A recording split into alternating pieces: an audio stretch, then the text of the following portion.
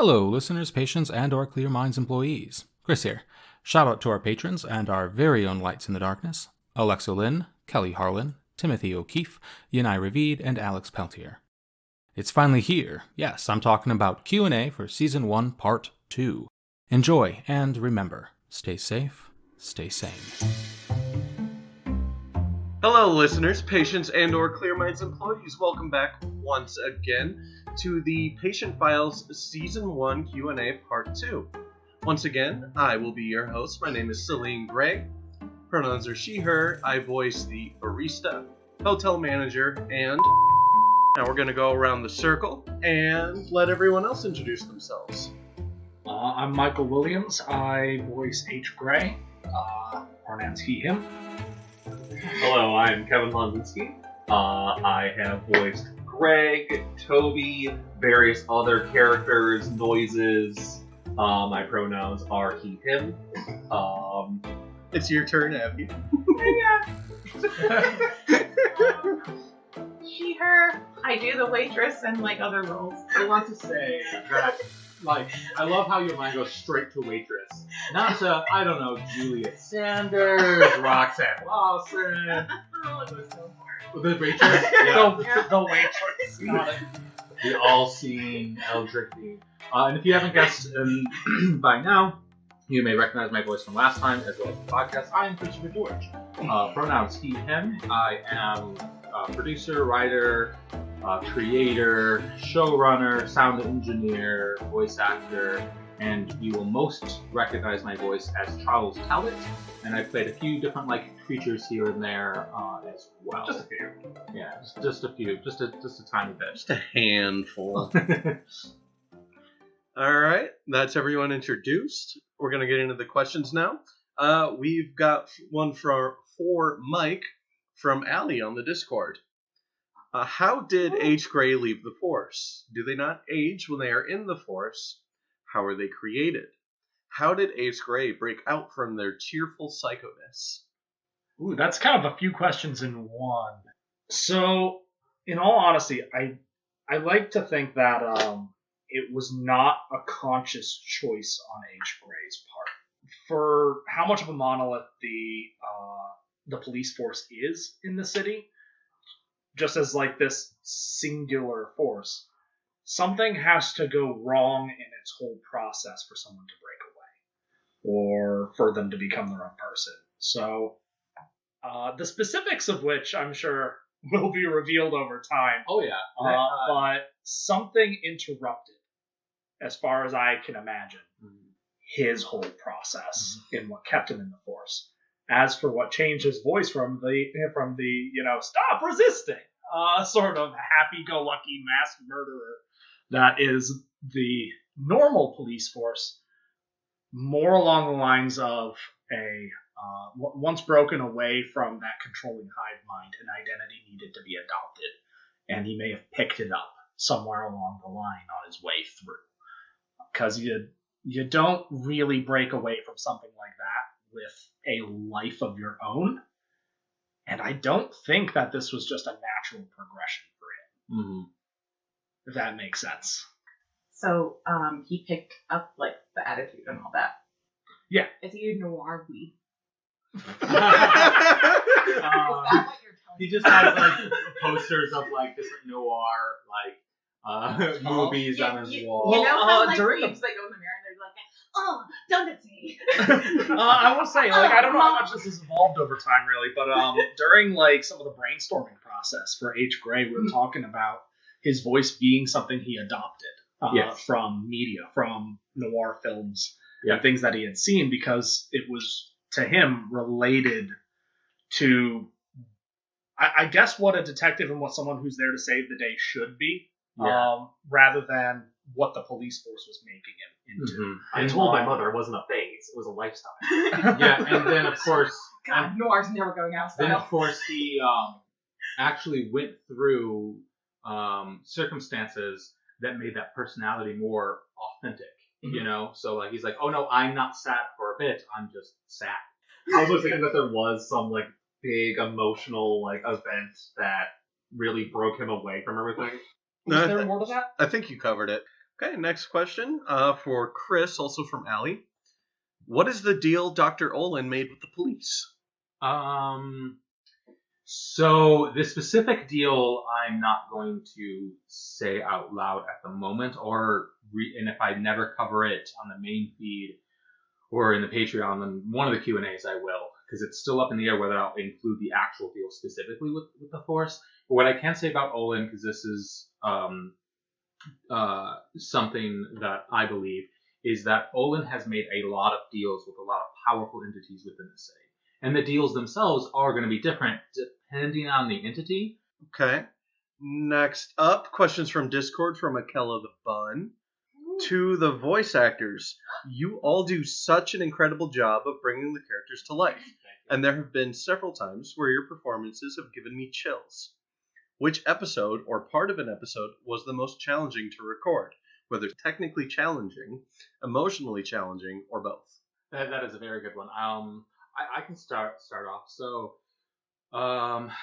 let's see. I think all the technically challenging would probably come from you. Well, technically challenging could just be technically challenging as a voice actor, because there are so many times where you want to hit an emotion right or you want to hit a feeling right. I want to say the hardest one for me to do. So episode 17, I can't remember the title off the top of my head, but it's the one about the eyes that grow and this stuff. That one was technically difficult for me because I don't really have a lot of anxiety, but the character is a shut-in and super anxious, so I had to dig deep to find that anxiety. I wouldn't say Greg or Toby have had any more really emotional, they were emotionally difficult for me. But I'd say the most technical, difficult on me to record was the creatures in I can't remember the name of the episode, obviously. You've done some creatures. What was the episode about? When the creatures that H. Gray had faced with the Molotovs. The anglerfish. The anglerfish. That was episode 13. Where I was speaking while breathing in. I just trying to sound like you're choking while it's that was pretty hard in the throat. Did you use your Elvira in 1 second? Oh, kind of. That was your starting point. It was the robot voice, and then you twisted it into something else. Right. It's very very Fiddlesticks inspired. Yeah. So I've run into more, in terms of technical difficulty, more of it with the H. Gray Investigation series than the main series, just because there's a lot more I'm going over with that grumbly H. Gray voice. So maintaining that voice without it rasping my throat. It's I get very close to it, but not quite over that line. I kind of have to balance that a little bit. It's also entirely my fault because I chose the character voice at the start of the series, and then I had to own it. Such a good character. It is. I didn't even realize it was you. Thank you. I didn't even realize it was you for the first couple episodes.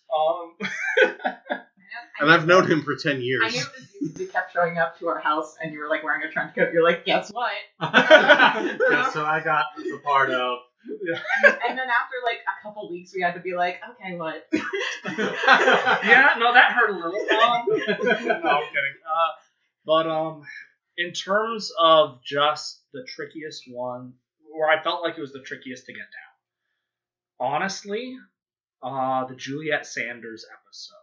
It was really the first time I was doing a monologue with H. Gray. He's had some very quick in-character, just character-to-character lines prior to that. So I not only had to...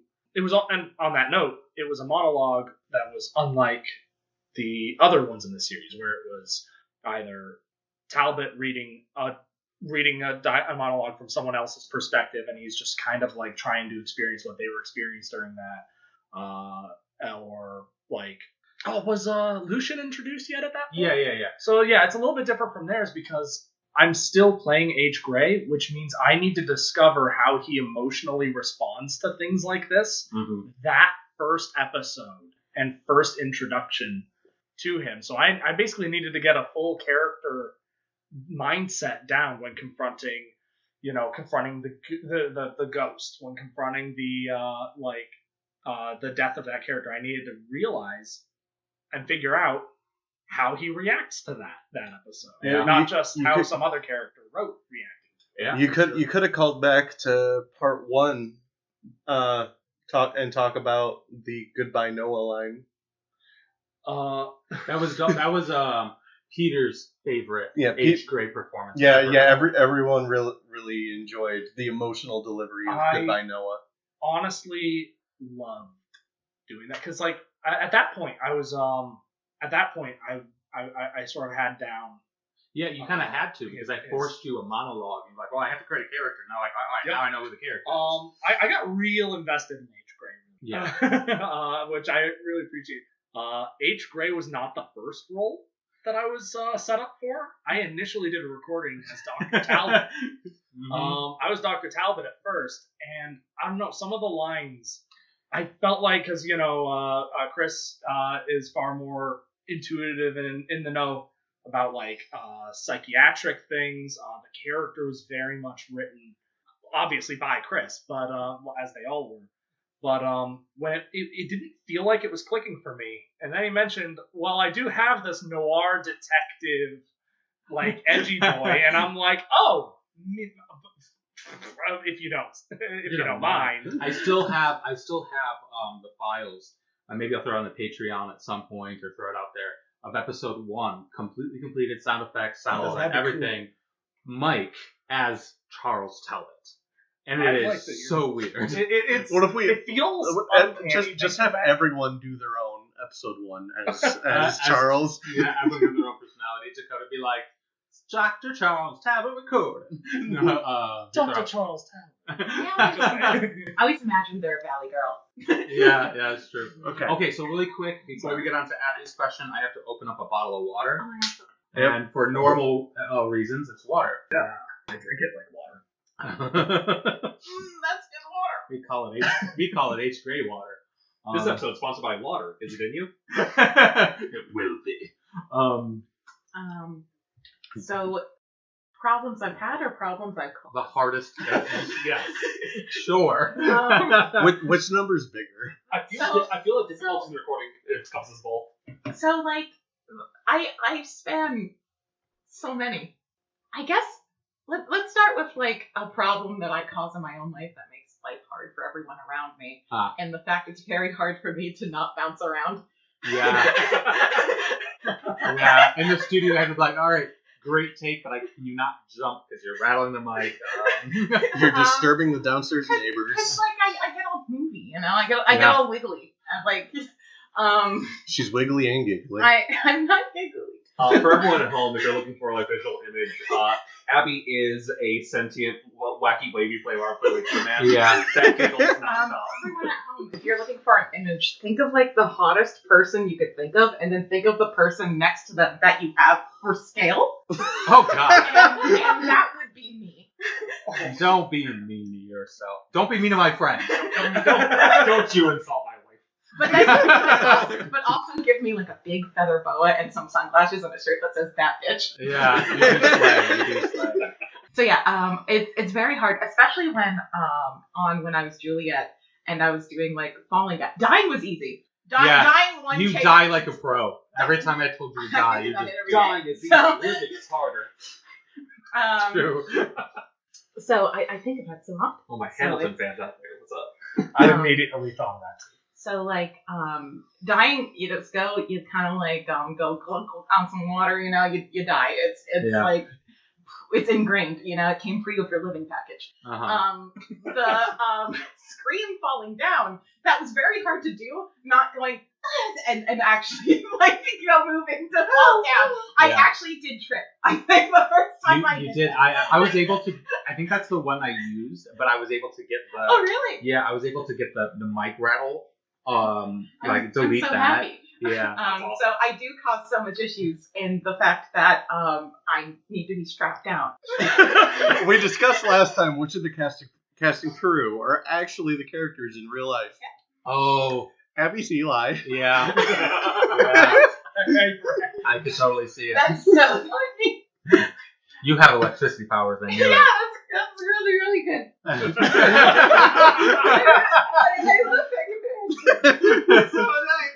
I'm taking off my Donahue shirt. I'm taking it off. I'm putting it next to me. Like it's right there. That's such an Eli thing to do. There's I an take off Eli my shirt second- underneath. I She was take off my prepared. second Talbot shirt. I really guessed wrong. You went Lucian, Talbot, H. Yeah, Gray, H-Train. and then you went Greg, Yeah. Toby. Waitress. The last shirt you're wearing Actually, says this will go Eli. faster. I just take out some scissors. I just. Just putting on the Eli crown. Morning glow.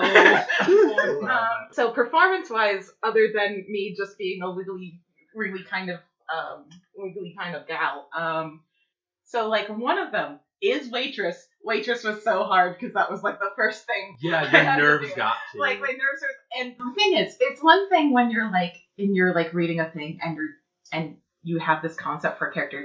And you're getting in the story of it. You're like, oh my god! And It's you like start fleshed out. you start like kind of thinking like how they like live their room looks. Like, you get in like their headspace, and then like when you're acting, it just comes out. It's Mhm. different when it's like you're a waitress, give them enchiladas, and I'm like, oh, Yeah. what are her dreams? What are her motivations? What? So that was hard because it's like, okay, this is the first time you're doing it, and you also like just do it, and then I don't know if anyone's ever just looked at you and just expected you to do it, and then there's a whole room of people that are very quiet looking at you, expecting you to do it, and then you're looking at yourself and you're expecting to do it. Yeah, there is this nerve that happens Yeah. when you step in front of a mic, Yeah. especially when there's like someone in the room that's there to like direct and guide you, or if other voice actors are just because we're doing it, tend to do it and try to do multiple Yeah. people in a day. It was worth it because I got an Oscar for that role. Yeah. It- I mean, I had to like beat some up and steal it for you. Yeah. But yeah, I still gave it to you. I mean, I scratched out the name and I wrote Yeah. kind of my name. I misspelt it the first time, but Right. the second time I did You get did nail it. Yeah. Um, did steal I Bob. was gonna make a joke about a new boyfriend named Oscar, but you ruined it. that too. It came with the Yeah. Oscar. Oh, you carved your name into the dude. Yeah, that's why I And misspelled then it. scratched it out. I was like, oh my god, Oscar, I wrote my name with an I instead of a Y, and I don't even know why I did that. That's not even close. And then he It's a cried, "Who are you? letter." Can I go home?" And Yeah. I'm like, Oscar, you're the one thing keeping me from snapping. Please don't. You haven't snapped yet? So, And the other hard role I had was in HK Investigations, where there's one person who's supposed to not have emotions, but also yeah. emote sometimes. That's a the good cult one. leader? No, that's in the main piece. Cult Leader was hard because there's so many flavors. There's so many delicious flavors. I want to say two things really quick. One, I love how method you are, because like one piece of advice I give, like if your character is tied up, actually hold on to your shoulders and struggle. It'll make your voice sound like you're struggling, because you are. Right. And so I appreciate that Abby is so method whenever she's doing a character. Like, so even though she's like, I'm bouncing all over the place, I enjoy it. It works really well. Yeah, but I'm surprised that you found the cult leader, or not the cult leader, the Miranda. It's kind of like, oh, I've played I've been kind of like a character like this before. You know, you kind of like they wanted like no emotion, but still kind of like an interesting, like not just deadpan. Right? Be emotionless, but be entertaining. And that seems so interesting. That seems like so like easy, I guess, when you think about it, where it's like, yeah, I cannot have emotions. That's easy. I just associate all the time. Let me get it in there. Oh my god, same. Yeah, like I'm there, I'm not there, we'll be there. And then you get to it, and then you start saying it, and it feels wrong. Yeah. And it's hard to like fight your instinct of, oh, that feels weird. See, I thought you're the one that you would have Yeah. said you struggled with the most, because I have to commend you because you did such a good job stepping up. Is your interpretation of Roxanne Lawson, because that was a character that you were doing. so I have so much problems in all of my Dead Girls, But it was so good. because she has that transatlantic accent, and Yeah. Man, do I not have that.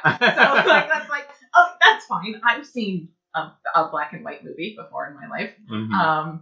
And then I tried to do it, and it didn't come out, and I was looking at them, and I had tears and snot streaming down my face instantly. And I was like, please help me. And then we had to play the BoJack Horseman. Yeah, we had to play some inspiration. We got you my bathrobe to like put around I had you, to wear so a you can hold bathrobe. it, so then like Yeah. We wore a bathrobe. we bought it. She had a martini in one We hand. watched that one reporter from Horse Jack Homan. Poor Jack Homan.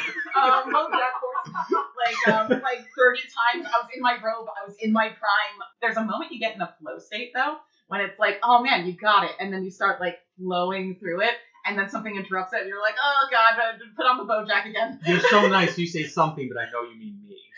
Because I'm usually like, pause. I need a retake, and you're like, well, I can't now. I would like to. I just kind of want to say this real quick. Yeah. Chris has adopted saying pause in real life as well since Yeah. starting this. So whenever we're talking, just casually, we go, "Oh, pause! I have a thing for this." Yeah, no, it's very true. Roxanne, I didn't like. I found her interesting and like fun, and I was nervous about getting the accent down and like getting in that character, and I was extra freaking out because I was like, I'm feeling everyone.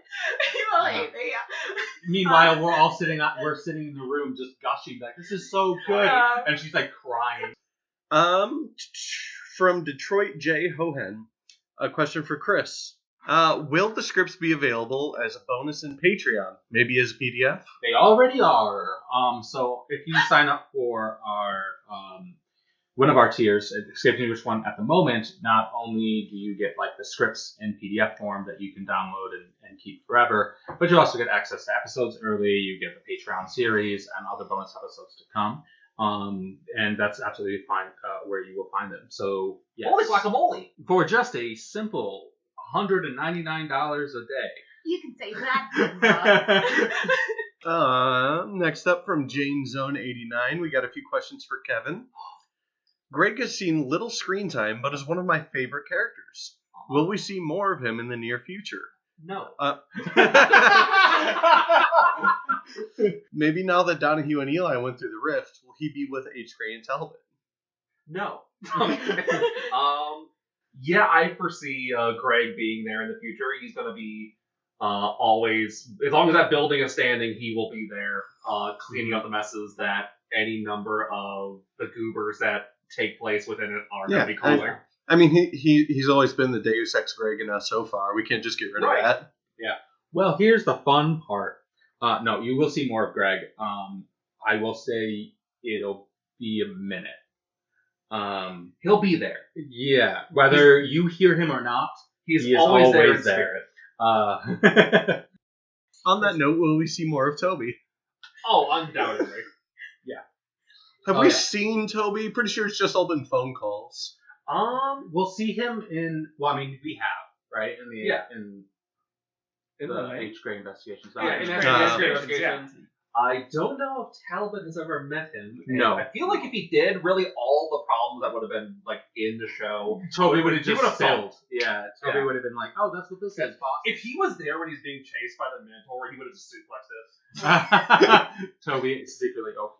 That's right. You hear for one Patreon subscription, you get to meet Toby. I know. Yeah. In real life. In I real don't life. think H. Gray has ever described him. Toby is 7 feet tall, Has has an 18-pack. Do all demons have a Russian accent?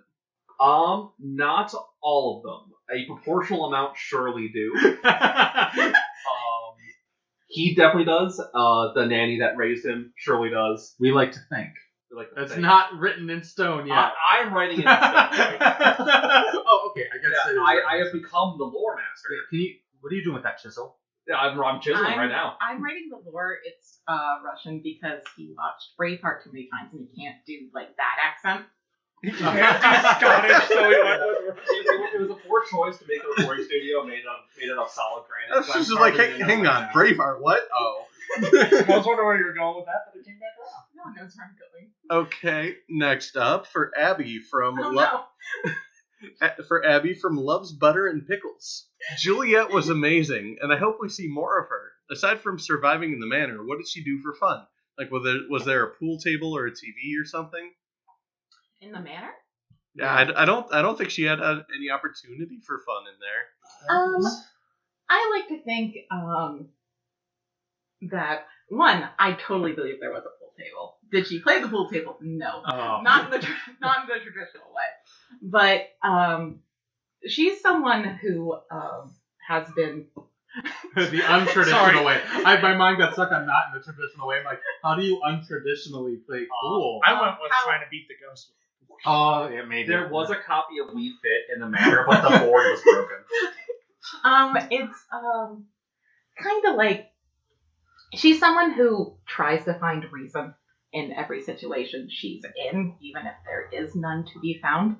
And I find probably even if there was no time for fun, some fun could be made on going through the rooms and just kind of putting a reason the room's there or thinking about why things are. Like if there's a pool table, like rolling a ball and imagine them playing. Right. You know? Kind So- of like making up a story as she goes to kind of keep her sanity for one. So there was no computer games, no council. She also had a Tamagotchi. Candidly. That is coming back. that she in season- tried to kill, It- and it just would not die. Yeah, that's actually what the ghost was. It was a Tamagotchi.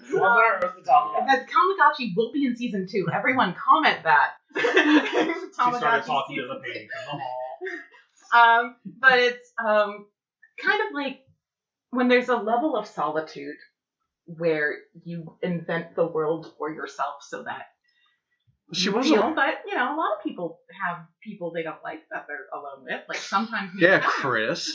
sometimes me and Kevin are alone in the same room, and I have to like, Be there. yeah, you know. And I'm just kind of thinking about like Rome, you know. She's thinking about running away with love's butter and pickles. It's when there's no room, when you're in such like a go-go, like ride or live or die thing, the best thing you can do is try to like imagine like yourself like with and the reason around you. Yeah. So basically, you think that she was so focused on survival, she didn't really have down. Not downtime to play around, but maybe enough time walking through a room to be like, man, whoever was playing stripes definitely was losing. Oh, You know? Like And then kind of like wandering thoughts. Yeah, I make like up that. the world around you. Okay, next up for Mike from Juice Josh 854. Do the cops age? H. Gray gives off the feeling he's a bit older, but the cops around sound youthful. Excuse me. Useful. Useful to certain. Youthful. What's going on with that? So, this is actually something that has a bit of confirmation to it. Again, it's so far been elaborated on a little bit more in the H. Gray investigation series, more through implications than anything. I don't know if it was specifically stated, but there's enough in that where there's actually I'm not going to spoil exactly what for the sake of people who may want to go in and discover it themselves. But there is it is established that all the I don't know by what means, but the police as a whole, they don't really age. It's Rogaine. H. Gray ages. He is getting old. He is getting old. He's not police anymore. He's not police anymore. He's not a part. Yeah, I think he said it best in the finale that like when he left the force, like there was a lot he lost. Oh yeah. Yeah. There's actually quite a few powerful boons that come with being a member of the police in the city.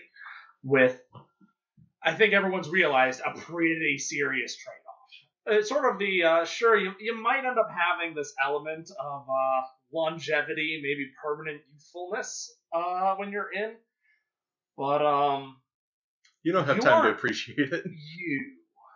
if you're in. Right? And I think there's still, it's great discovering whether or not who he actually is to some extent. Yeah. Whether he is his own person or has just become his own person. Yeah, yeah. Especially at the beginning of HK Yeah. investigation. Yep. In Patient Files, I think he's like pretty confident that he knows who he is most of the time. Yeah. Yeah. Yeah, because Patient Files takes place a lot later on. You said it was like 20-something Yeah, it was years, like yeah. 20-something years on. Oh my I god. feel like I would do very well in the hive mind. I feel like I would You don't do have a really well choice. with- Put that on a Yeah, that's kind of why I would do well. I feel like I would do well in a hive. I Mine too, feel like too. the one thing that holds me back is my own self-destructive decisions. New patient files merch. I feel like I would do well in a hive mind. Yeah, you know, I have a lot of friends that have I'd wear that shirt. We're all the I same like that, person, so we're all the same. We have all the same movie opinions, so we can just kind of listen to each other talk about it at the same time. I think I would do well because I love to hear myself talk.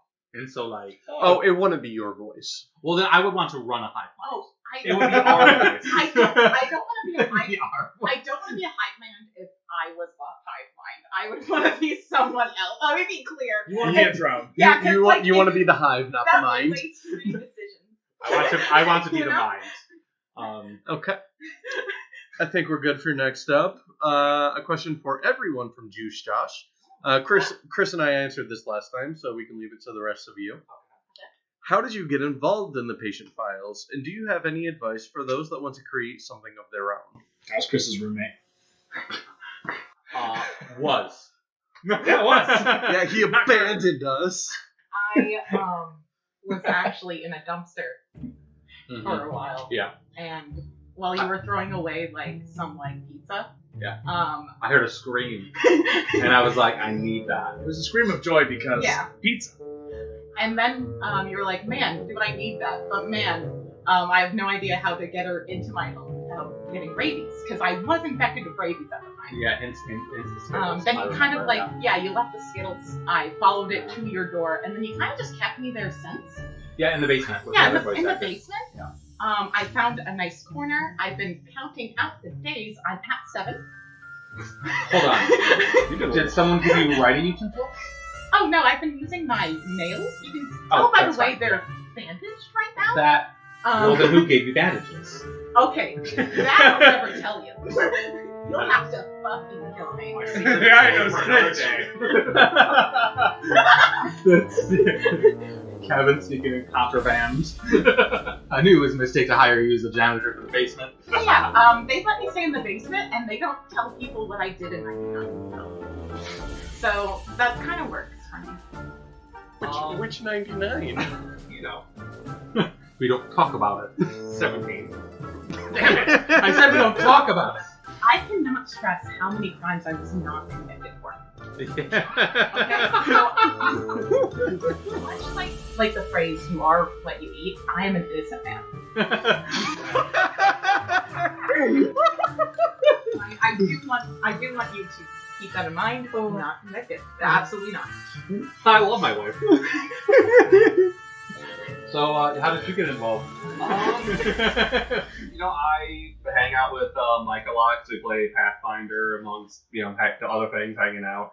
And you guys were working on it, and I was always very interested in it, but it kind of just boiled over to one point, you know what? Yeah, I will audition for it, and I think the day that I gave you the audition, you're like, I have a perfect character for you. Yes. I reminded him 6 times. Yeah. You reminded me 6 times. I'm like, yeah. I'm like, I was building up the nerves. I'm a nervous man. Release the audition. Yeah, you were building it up as the series was going. So I'm like, look, you need to get it. I was building my courage. It is kind of like pulling teeth to get Kevin to do anything. Oh.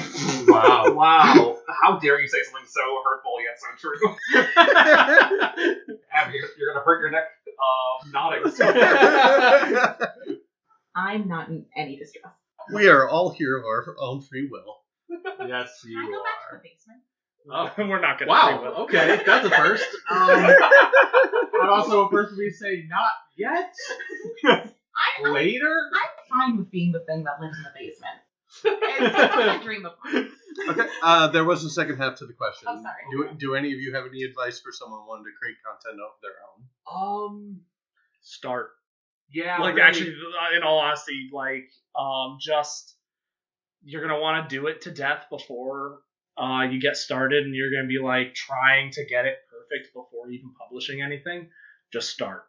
Even if you feel like it's not perfect, if you haven't fully gotten it out there yet, you're not probably gonna feel like it's perfect. You'll have time to go back and maybe reimagine it later. Taking the first step and putting that out there is important. Yeah, I agree with that. I have advice that I have gotten for anyone doing something creative that I learned when I was writing fan fiction. Of course you wrote fanfics. No one will ever see that. They're gone I've now. seen it. No. And it's kind of something. So you make it, and you make this baby, and it's everything that you love, right? And you put it out there, and you put it out there for either like a group of your peers that you trust, or like just out online, because that's a good sampling. And you get it ripped to absolute shreds, absolutely destroy your self-image, like destroy like everything you thought, like have it everything bad about it taken out.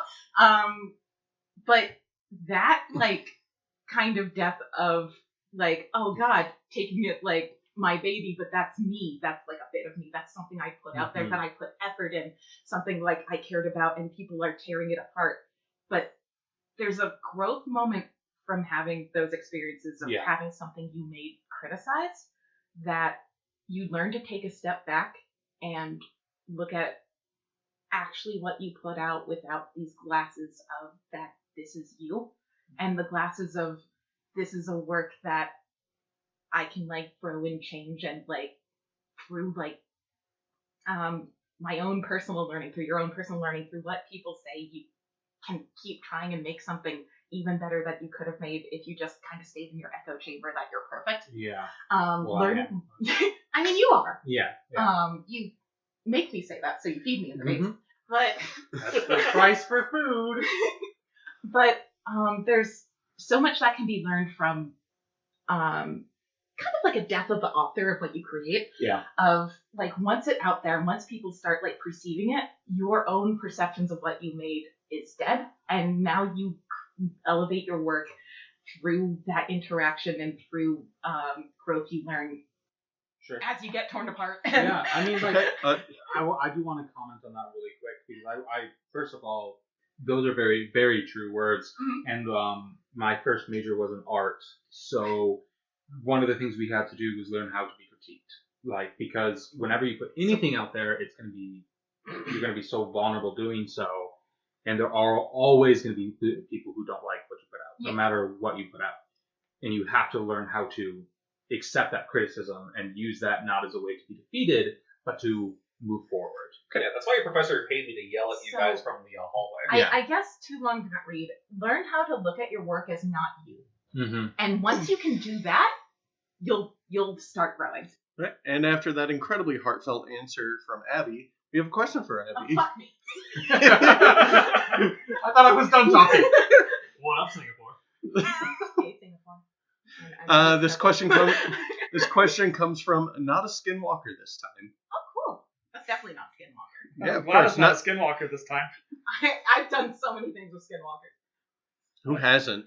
Anyway, for the longest time, you were the only female voice in the show. How did it feel to represent every woman in the city, and how did this happen? 3 things. I am not a hive mind. I have never been convicted of a crime. Okay. We're getting the lore straight. I did nothing in the past years that require me to take sanctuary in your basement. Okay. Those are all true facts. And I have not been assimilating other girls you put in the basement to have job security. That's 4 things. I thought I was at 7. Remember, round up to the nearest Round up seven. to the nearest 7. Got it. Once like you lose a certain part of your humanity, you start learning how to count. You stop learning how to count. Numbers are so math is so beneath you. You do gain kind of an insight of what's going to happen next. God, put that on a t-shirt. You lose the ability to do simple math, but you gain omnipotence. Yeah, like one time I was doing a math test and I failed, but I knew I was going to. So it's kind of like things like that. You know, yeah. Might just be bad at math. A little look into my dark twisted. There is a pressure to it where it's like, hey, you're like the one girl we can get right now, please. Yeah. Yeah, like to slightly steal the question from you, because like you're the only girl that put in like finding female voice actors in my experience, I don't know if it's company standard, wasn't or industry standard, wasn't easy. And then Abby's like, I'm interested, and I was like, oh yeah, trying to play it cool, sure, put in an audition in my mind, like put in the audition. And I did put down the single greatest audition you have received. Yes. So, yes. Patreon exclusive. I'm kidding. So going on, I knew that there wasn't a lot of girls applying. I applied because it sounded like fun and I meant to do it and I procrastinated and then like I did it a little later. I came on with a character like that's gonna be in season 2. Hey. Yep. But it's like, oh, until then you can kind of like make it seem like there are girls physically existing in our world. Yeah. That was the word to use. I'm very excited. Like Chris was like, and this is my Chris impression. This sounds exactly like Chris. This is me talking. I just want to clarify.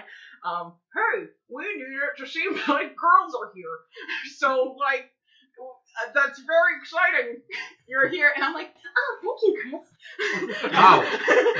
You also do an impression of yourself. Yeah, I was at first going to compliment you on impression. I was during Abby's anime.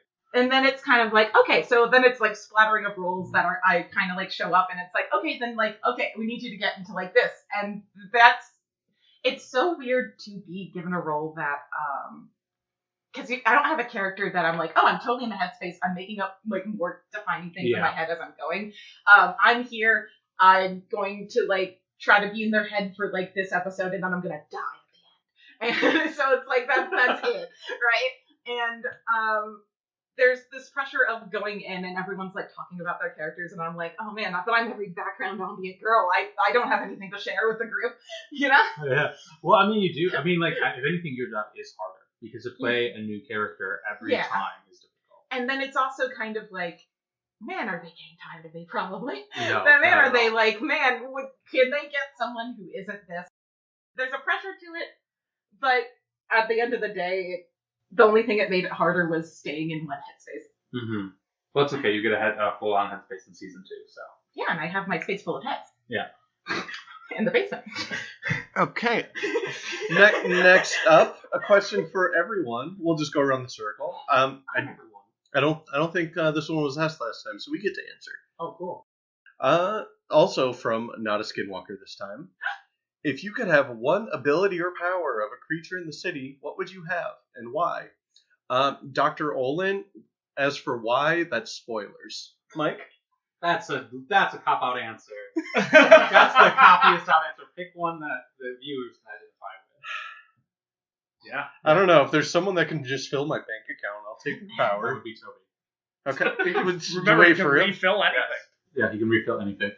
I'll take Toby's powers. Toby's got some. If in the hands of anyone better than Toby, his powers would be so OP. What was it? It's a hard one. In all honesty, I actually really like H. Gray's power specifically, and I know that's technically me just picking me, but playing as much D&D, Pathfinder, and stuff as I do, the ability to do any voice I want perfectly, like just perfect copy, can do that, and not to mention I would then be able to take every voice actor's job ever and undercut everyone and be every character in existence. Honestly, I like you're trying to be. Like, I would replace all of you. If I could, I would make sure none of you had jobs. You wouldn't do me because I already just went into like a ramble about job security. Anyway. You're funny. But yeah, no, I think H. Gray's is honestly the most applicable for my casual interests. Yeah. Okay, so I'm not sure which episode number it is, but the one where the old man is possessed by that episode 7. It's episode 7, yeah, where he's possessed by that other entity who's taking control of him whenever he's passed out, right? Yeah, I would adore that. I would figure. So, do you not want the power? You just want the spirit? I want the spirit. I want to just pass out, and then my house has been cleaned and painted. I wouldn't go oh no, what's happening? I would vibe with that so hard. Cool. But Kevin, he'd get rid of your PS5. No, he wouldn't. No, he'd enjoy it too. You just leave out once you figured out that he's doing it because it's like for health benefits and preview life. You leave an article that says how gaming helps with hand-eye coordination, like all of this. Like You start positive. manipulating. I would leave a little note that says, "Hey, help me grind a little bit, like to get some points on like Dead by Daylight or something." And then I pass out, and then he would have everyone like prestige, like, "Oh, okay, cool." I believe I already answered this by saying I feel like I would do really well in a hive mind. Abby wants to be a cop. Yeah, like I feel like if there's like 7 things that could really describe me, is that I would be a great cop and I would do really well in a hive mind. Oh god, I love it so much. And I feel like all that's like missing is people giving me the chance to prove that I can be trusted with responsibility. Chris. Yeah. Yeah, it's So I'm answer. I'm not in a hive mind. For me, the waitress. No, I'm kidding. I was about to say her power of positive thinking. Yeah. No, but Greg. Like, first of all, he's clearly powerful. He has demon stuff. Even though he's not door fix guy, one of the first things he shows is that he can absolutely fix a door. Because he kicks it down and then creates a new door. But also the ability to no, maybe not Greg, because That's not a power. He's just a demon. Demons have powers. Yeah, it's a creature I'll monster. say the power to just break doors, but you could just corner the market. Yeah, the door market, highly competitive. I'm not Right? a demonic entity, but that does sound useful for most day-to-day tasks. Yeah. If not Greg, I would have to say, I don't know. That's hard because I'm like trying not to pick the main cast. So I'm trying to think of something obscure. I feel like you'd want to be one of those little gremlins from I think the first few episodes. Episode like 4. your brains. Yeah, like your So I can just be invisible so no one notices me, but also drain their social battery so I have more energy. Right.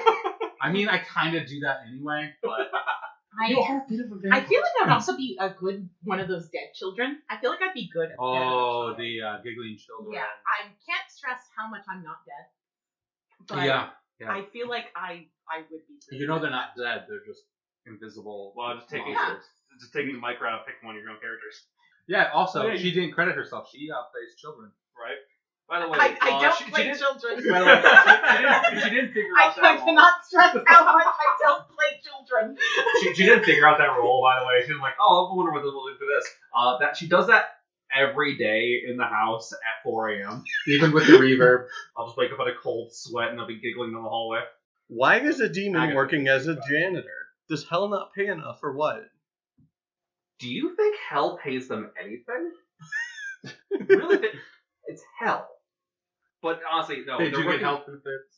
health benefits. They actually have a really good retirement plan. Not that I've ever been to hell.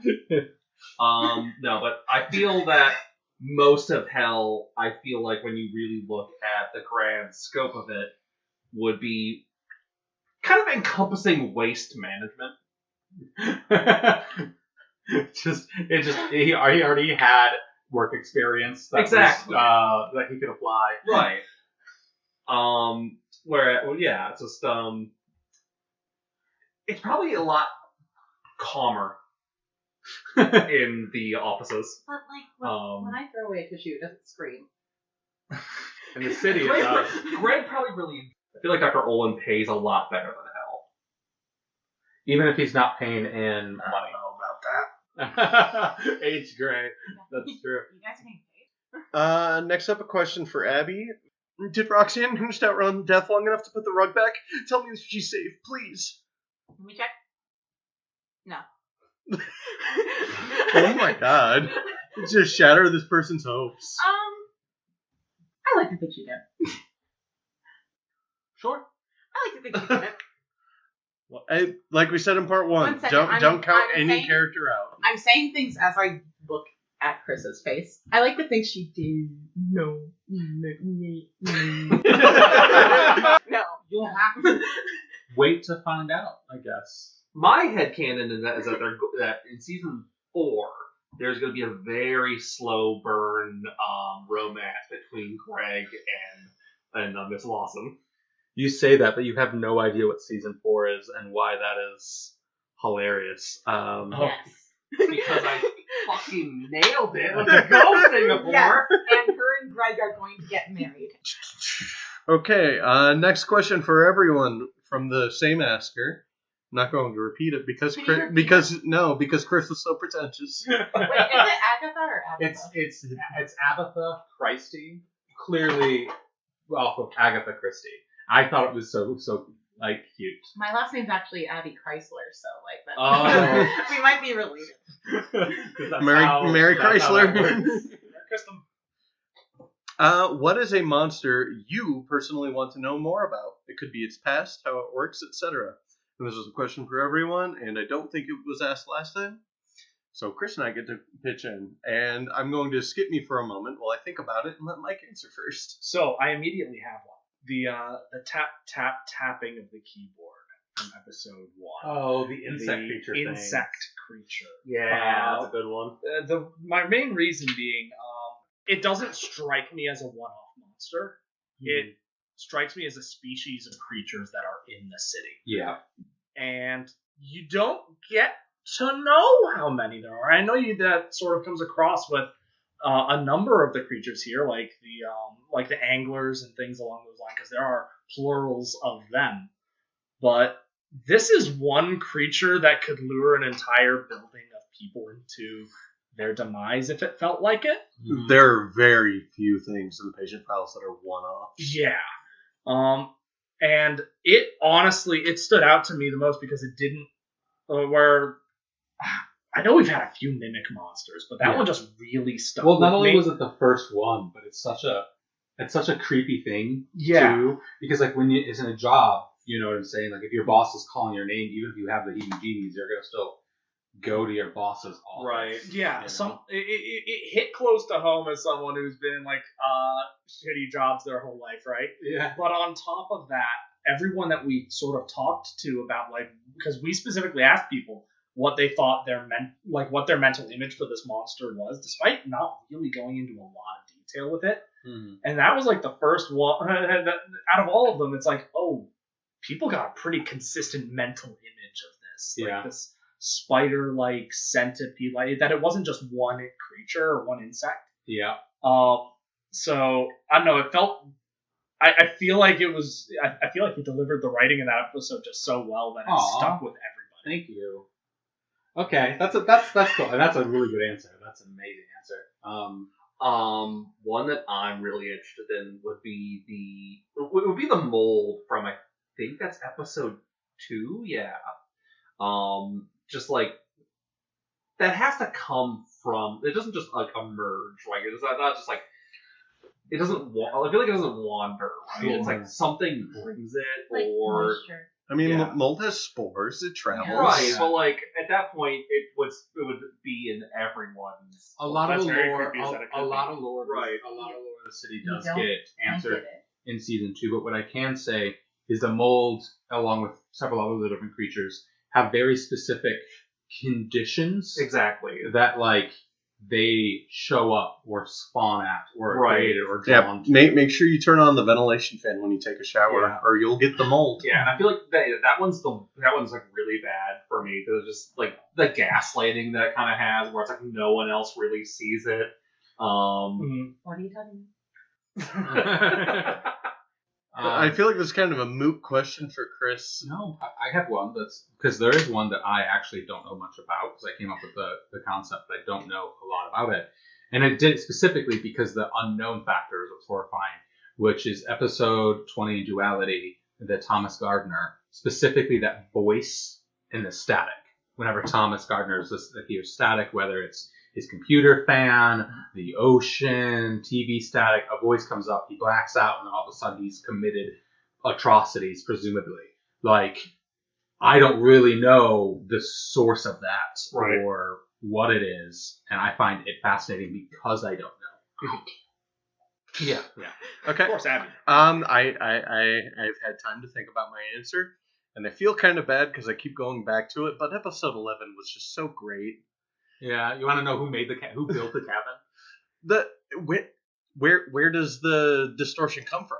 Is it the cabin? Is it the clearing? is it from that specific person in the cabin? It is There's, that. That's that last one. there's no Is there some monster in the woods stalking him, You see when they wanting like compelling him to slowly kill himself off so it can have its meal? Like, Yeah. what's going on there? It's a bad mod. Yeah. Actually, I didn't even think about the cabin episode just because, like, I That's my don't think favorite of it in the episode. context It's so of it being a monster. I Yeah, exactly. There but- were like you didn't Like, witness a Yeah. monster directly, so you don't know what's causing this. that one hit me in a real cool way because all I could think of at the time, and this one I've been going over. That's like one of those episodes that I theorize over. Mhm. Because what it feels like to me is the unfortunate effect of it's well established like the city's distances are like from place to place, time to travel, things like that are all over the place. They're chaotic. What takes you 20 minutes to walk one day might take 5. Maybe he was on like some sort of distortion fault line.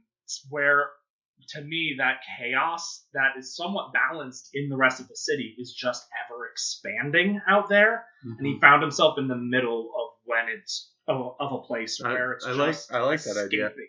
Well, like for most of the episode, I thought Chris was building up to like a Wendigo kind of thing, Yeah. and I was getting real excited because I love Wendigos. Wendigos are so cool. I do love that. Shout out to my Wendigo stands. I love that establishment of H. Gray goes there, immediately recognizes the signs, No, then he goes, reads I'm the- getting the hell out. I like the idea that he gets there. He sees all the presumably human meat on the counter because we don't know. That might not be his meat. Who knows? I haven't seen the deer for Right. months. Most people are. However, he found the letter and read the first line, which is "Get out." And he's like, "Yep." Didn't even probably in my mind didn't finish the letter. Just put it in his Good pocket, idea. Walked out. If there's one thing Wendigos know to do, it's when to stay. Oh god. Oh, god damn it. That's it. But And that was QnA. When to go, sorry. We have a job opening. When to go. They know when Do to you go. get it? Do you guys get it? Do you get Abby's dad joke? Singapore, you got it. Next question. It's a question for Chris from a Raging Banana Peel. Ooh. Talbot is pretty all work and no play, but still gets into character when reading files. Is there a party or fun side of Talbot we don't know about? What? I'm confused. All of Talbot is fun. I'll work in no play, but Charles a dull boy. Yeah, I don't. I'm confused by the question. I thought Talbot was the funnest, partiest character out of all of them. No, but I don't know. Maybe. I like playing He's the Scrabble. second best guy One I thing know. I can say is like Talbot clearly does have some sort of affection towards drama because he does really get to the files under the someone has to listen to these, so they might as well be entertaining. But he also finds Donahue funny and entertaining. So part of him definitely enjoys more out there personalities. Whether or not Talbot just doesn't have the confidence to be that, we don't know yet. I want to. My impression I get from him is he's that kind of person that really likes playing Scrabble. Sure. But like they like playing Scrabble and like fact checking every word, and they think that's really fun for. Yeah, that's his fun side. Plus- He's like, why don't we crack out the thesaurus? I mean, they did Make sure play it's in board there. games, and he like memorized Yeah. the rule book, and he was disappointed when they played the Truth and Dare card game. And he's like, "The rule book is thin." Like he was sad Yeah, that like there was Like- a lot of Like He rules. has one game on his phone as Words with Friends. These questions were asked Okay. multiple times by multiple people, so sorry for not crediting you. But otherwise, what are your favorite types of horror? And we'll just go around. For me, cosmic horror by a long shot. All the Lovecraftian stuff, the unknowns, anything that can leave things up to theorizing, and it's just honestly, I feel like there's a lot of listeners that are on me with that too, because frankly speaking, that's the basis of a lot of our podcast too. I'm a bit of a big horror fan, so yeah, cosmic horror is great. I love just really anything that is just there. You don't need to explain it super hard, but yeah, give it a little bit of an explanation. I'll say Hellraiser. Yeah, you give it like, okay, these guys kind of appear with the box, or these they're these demons. You get some like little bit of explanation for it, like the original movie. but you don't need to sit there and explain it for like half an hour to just kind of get what we're getting. I don't. Yeah. I don't like heavy. Yeah, exposition. we don't need a thesis on what's happening. But yeah, any horror movie where the cast is so woefully just powerless to really what's happening. The most they could do, like, you can never defeat it. It's just, you can kind of steer it somewhere else. Yeah, I love that. I love that too. We take Bikini Bottom and push it somewhere else. I'm gonna start on like another note with something like an example of like things I don't like that bum me out on horror. It's like when it's just kind of like, you know, like, oh, it's kind of like a jerk move. I don't like things that like leave a really bad taste of like, yeah, that just kind of seems like it's a jerk move, you know? I like much rather, like, there needs to be a level of like people doing Like fairness. yeah, there needs to be a level of fairness. You need a chance of success. Yeah, there needs to be a level, or at least like, you know, I willingly came here, you know? Like I'm poking around, you know. I took the slab and now I won't give it back. And, you know, now that my house is full of like feet, you know, like yeah, that's fair. You know, you're not being a jerk. I'm not giving back your slab. That feels good. Oh, you like when it's actually poetic, not when it's just pretending to be poetic. Like I also like when the horror is so like strange and we're in like this world that we're kind of figuring out as like we're learning the rules of. Like one example I like is Rule of Rose, that one video game that I do own, that got banned everywhere. But you're on like this airship and there's all these creepy children and all the like nothing really makes sense, but you're kind of frog boiled into this sense of where you are, where you're kind of learning what's around you, like you're learning the rules. You're kind of turned into that this is your reality you're in now. And when you're exploring those deeper themes that are underlying that, it doesn't even have to be a slasher coming and being like kind of a jerk. It could just be like, this is a deep dive of something under that in a world that all makes sense like after. You like when there's structure and rules to actually kind of even if you're not aware of like them at the moment. A lot of fun in horror isn't like, ooh, I'm a guy and I'm gonna Yeah, I agree. Yeah, That like, rambling is Yeah, awesome. I remember at Halloween where Michael Myers like, I'm a guy. Yeah, here's my Michael Myers impression. Oh man. Here I go, kill him again. Who is your favorite author or favorite book? I guess, man, I don't have like a singular favorite. It's not Abby. Abby and her fan fiction. Abby and her No fan one will ever fiction. read I have. Weird hearing with Zuko. Oh, what is I'm so Shelmer. Where am I thirsty? Boy, are you? No worries. Wait,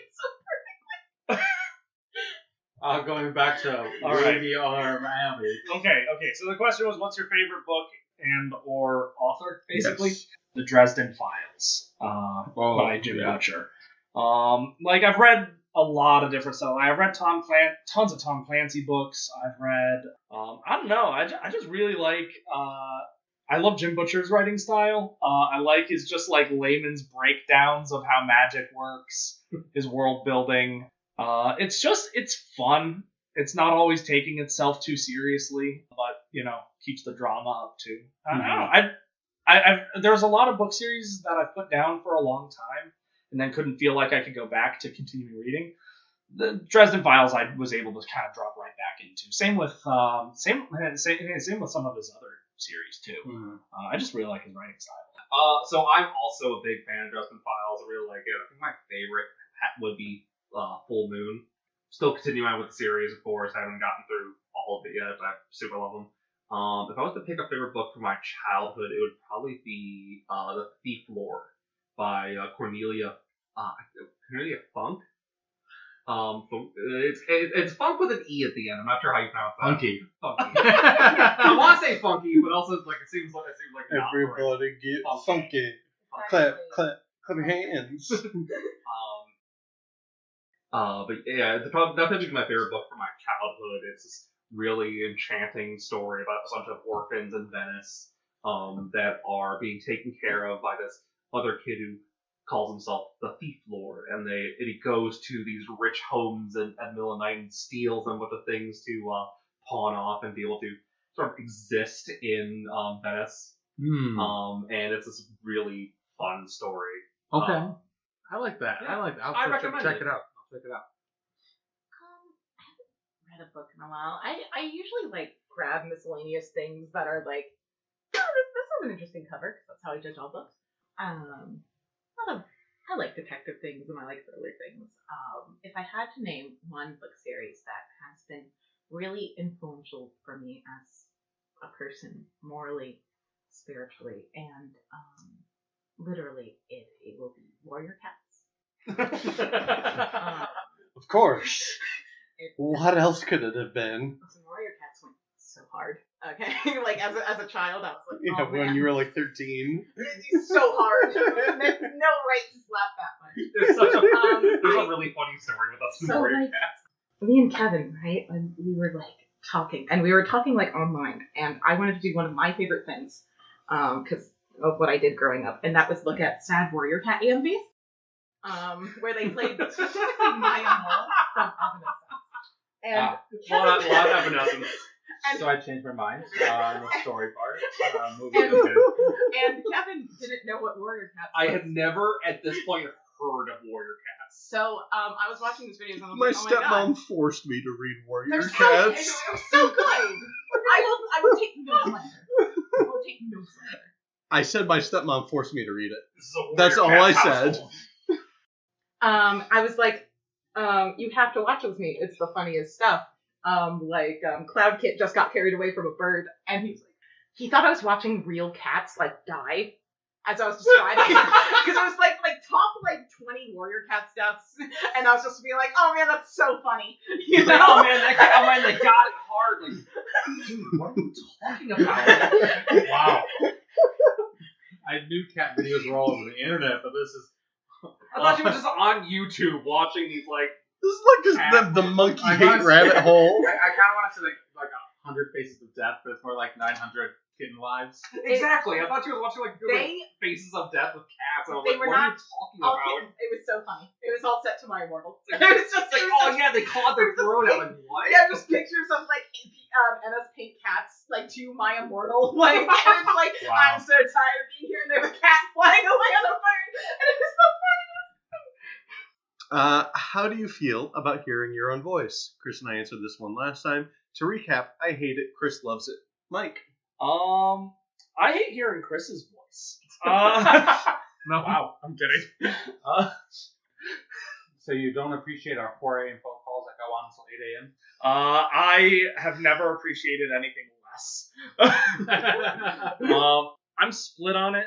I think it's less of an aversion to hearing my own voice and more of an aversion to hearing something that I've already read, then recorded, then listened back to already a fourth time. I don't have an issue with my voice. I don't like to hear my voice. I think there was a certain point of I got really into doing a bunch of different characters for games that I was running that I stopped kind of hating my voice, but I never really just like hearing my voice. I don't know. I'm in the middle there. I like playing your voice to pretend you're still here. What? It's so weird Oh, sorry. hearing your own voice because you don't you hear yourself talking, right? But you don't. It's always different recorded. It's you never sound like you think you do. Yeah. It was a little weird. I feel weird hearing my own voice. I don't hate it. The first time I heard Toby recorded, I was like, who dubbed over me doing Toby? This is a weird way for Chris to tell me I'm fired. Hearing my voice, the first thought I've ever had was, oh. That's it. Well, it's kind of like, oh, that doesn't bother me. And then I turn it off. And then it kind of turned to when I heard my voice more, when I got more experience into, oh, no. You know when you're in a shower and you think of an argument you had and you're like, oh, I could have done that better. I'm not in, I'm listening to I'm not thinking of the story. I'm like, oh, now that I'm thinking about it now, I could have done that way better. Like, oh man, I have such a better You idea. hear now. everywhere you can improve. Yeah, I'm like, oh, I have such better ideas now. That could have been so much better. The weirdest part is when you have people that they love your character or they think they sound really cool, and then you're like, you get a little like, oh, okay, It's like you think I sound cool? okay, that's awesome. Where are all my waitress fans? That's new. Please ask for waitress merch. Okay. Next up, what is your favorite performance and what was your least? Out of our own performances or just from everyone's performances? Answer however you like. Oh, fuck yeah. Oh, all right. Keep it relegated to the patient file. Abby's Juliet Sanders sudden death. Oh, really? That was a good one. Yep. No, I watched you put your heart and soul into that death. I did fall. You did fall. What was your least favorite? Should I pick out a coworker for a delivery I hated? Talbot. So that son of a bitch. No, I'm just kidding. All of Talbot. Honestly, I've had like deliveries that I've been immediately not fond of that I've done, and performances I've been immediately not fond of. But I will say, given most of the series was recorded while I was living with Chris and Celine, they usually got remedied with a second recording. Yeah. So for ones that actually made it into the series, I think they've been about faced pretty well. Yeah. And I'm so like I've had plenty that I was just like, oh, I hated that. I hated how I did that. But I could just take some time, walk back into the recording room, and do it again. Yeah, wake me up in the middle of the night. Wake you up in the middle of the night. When September ends? Kidnap you from work, take you home, do it again. Cost you 2 jobs. The normal friend things. Right. Normal people thing. Normal, like, flesh people. This is less specific, but I'd say there are times where, because we don't always all record at the same time. Like, it's often different days, referencing different scripts. Usually relying on Chris or someone else who was there to say, hey, this was sort of the tone it was delivered in, so try to match that. There are times where I would hear phenomenal performances from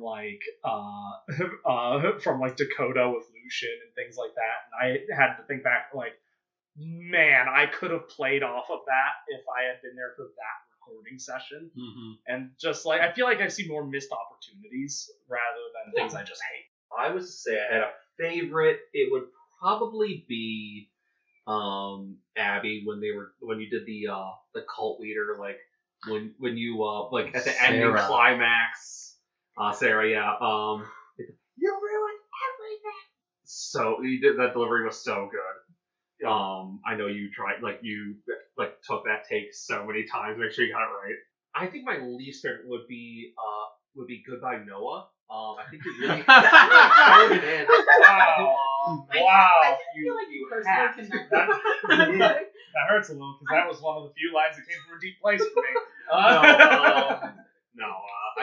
I think I have the same thing where you have, where I feel like a lot of the Toby lines, I'm recording it when you're not there. So because a lot of Toby's interactions are with H. Gray, Mm-hmm. so sometimes I do wish that I was there with you to kind of match it better. I don't feel like it would change Toby too much, because Toby is just this plateau of jolly. Yeah. This unbreakable fortress. Positivity and Of optimism. positivity. Yeah. That's why he's H. Gray's foil. Yeah. But I feel like it wouldn't take it as serious as what you're taking it as. He would try to be even more upbeat, depending on how You'd go harder. You'd go harder. Like commit. Yeah. To try to elevate you even a bit. To get a giggle out of you and Yeah. that work. Caliban's performance? Yeah. Caliban did a great performance. Shout out to Caliban. Not Peter. Not Peter. Yeah. Peter Caliban. Peter's Caliban, so the good. entity that exists Peter- now that we have Peter, freedom of. like, real shit. Peter's so good. I look Yeah. at Peter and I'm like, Yeah. I'm sitting in like the same room as Peter. You know, I'm like, what am I doing here? Yeah, Peter's excellent. But Hey, Peter. How's it going? hey Peter, Hi, Peter. talking about you. Love you, Peter. You still dressed like George R. R. Martin? You know he is. Talking about you and everybody. I thought that was so cool. I like that entire thing. I just really liked it. And least favorite one. The funny why I thought it was funny when you said the cult leader was because I was gonna bring her up. Slander. And it's kind of, and I was saying that this is my least favorite one because it's one of those I didn't hear the other people when I did the cult leader, right? And cult leaders have so many different flavors. There's so many different flavors of cult leader. Yeah. And I'm like, oh man, I really wish I like went through it because you can take it so many different ways and like try to bring it out in different ways. And I'm like, done that way better. It's the one I look back most and like, oh, I could have done this better. Yeah. You know? And the thing that really gets me is because you don't hear the other people, and the other girl that was like doing sister stuff, right? Yeah. She had an accent, and I didn't know she was gonna do an accent. Yeah.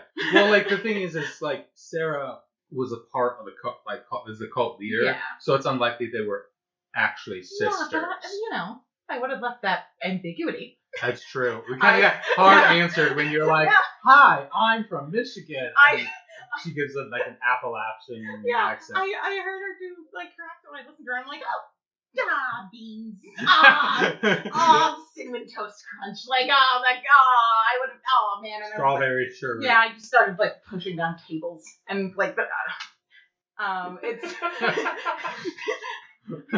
like Okay. it's one of those like Chris does have a lot of tables set up for when Abby does get upset. Yeah. at least 7. Yeah. Rounded up to the nearest 7. Yeah, so it's kind of really, I think when you ask least favorite performances, most people are going to say their own missed opportunities.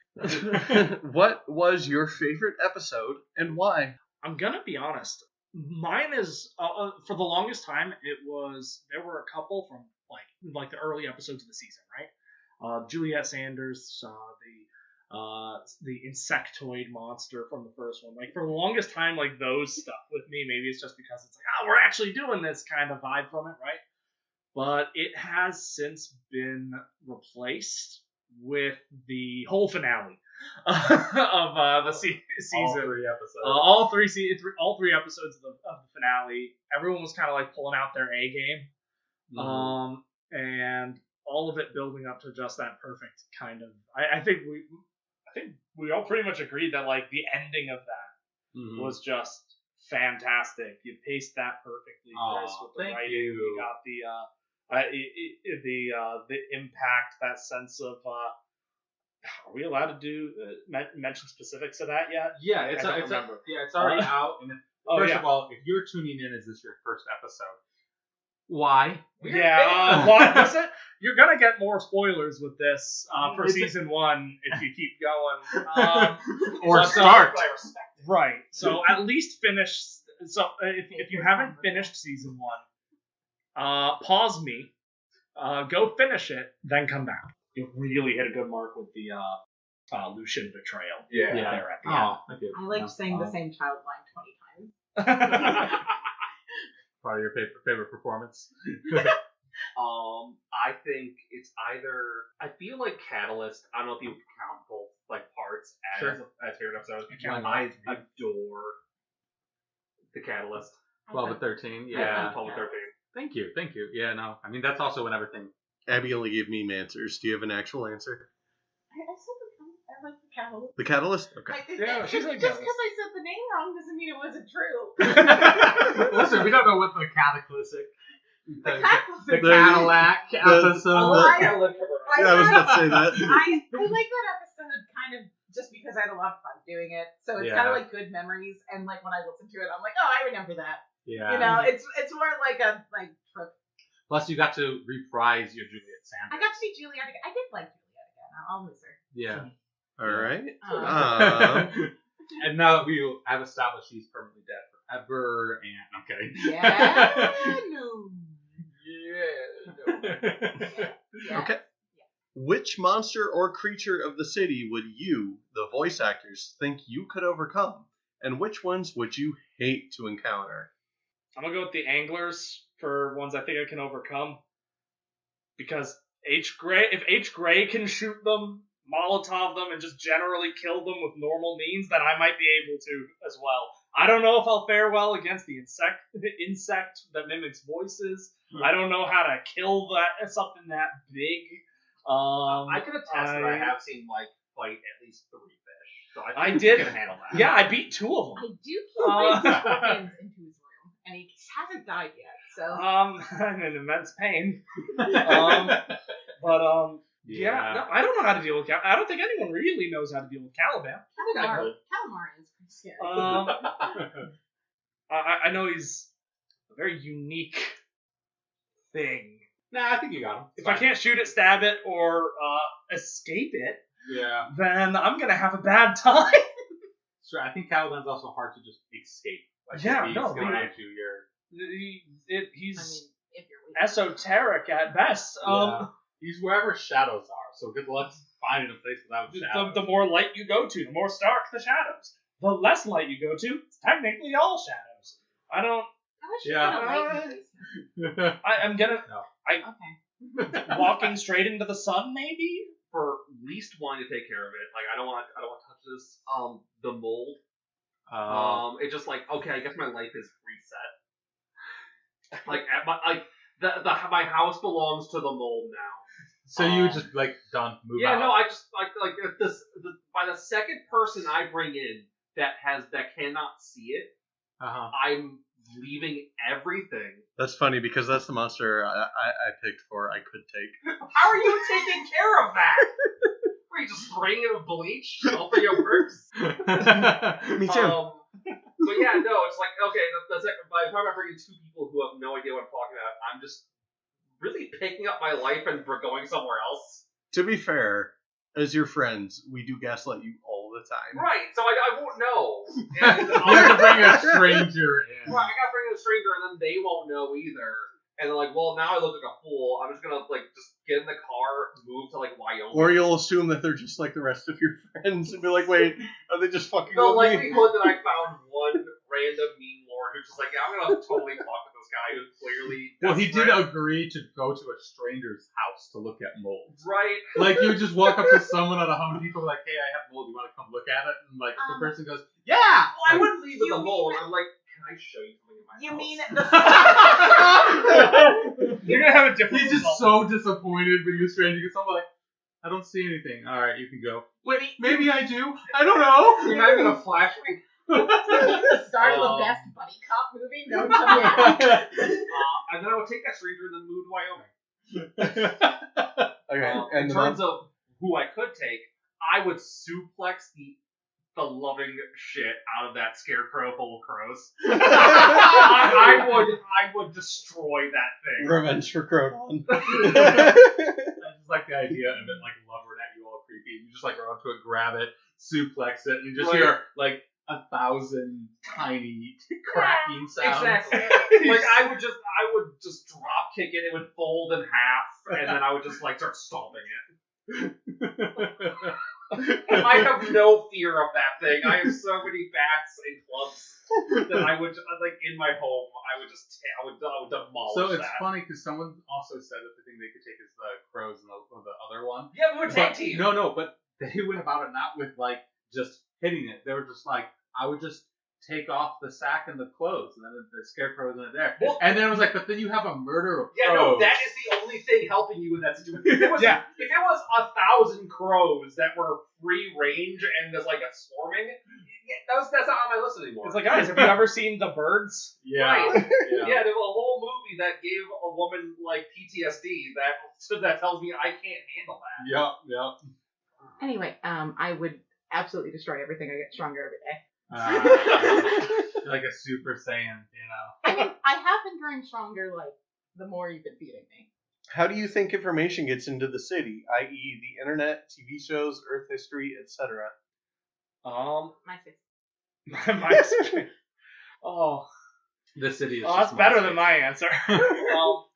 Honestly, I think it's one of two ways. Either one, the information is censored by whatever families are in have major influence in the city, because we've already been well established there are small groups that hold immense power. Yeah, I want to interject really quick here for you listeners.